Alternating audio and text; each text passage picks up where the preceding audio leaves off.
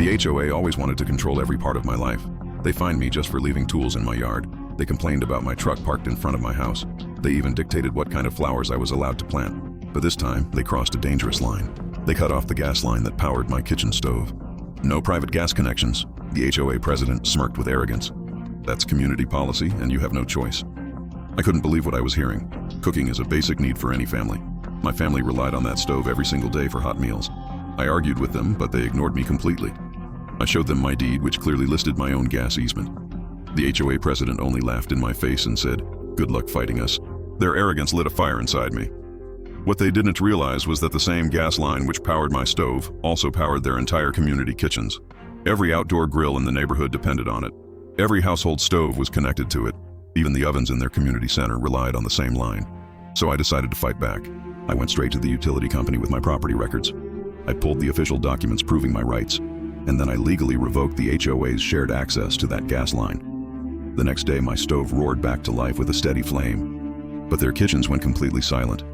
Neighbors tried to cook dinner, but nothing worked. There was no flame on their burners.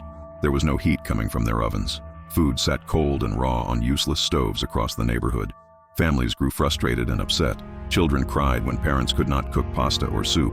The smell of raw food filled their homes instead of hot meals. Soon, everyone demanded answers from the HOA. "Why don't we have gas anymore?" they shouted.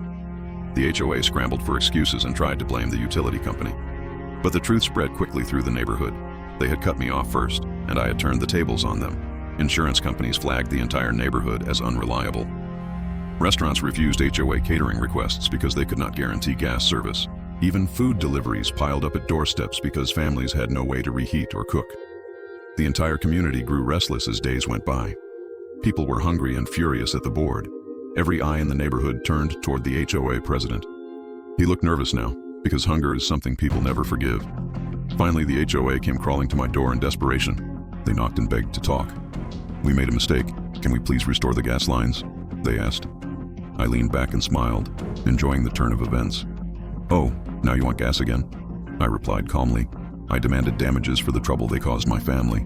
I demanded repayment for every meal we had lost because of their actions. And I demanded a permanent contract guaranteeing my gas rights forever. The HOA had no choice but to agree. They signed the contract and issued a public apology. From that day on, my stove stayed lit without interruption.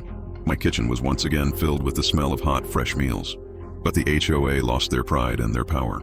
For weeks, their families had been left hungry because of their own arrogance. All of this happened because they thought they could starve me. Tell me honestly, would you have let them go hungry?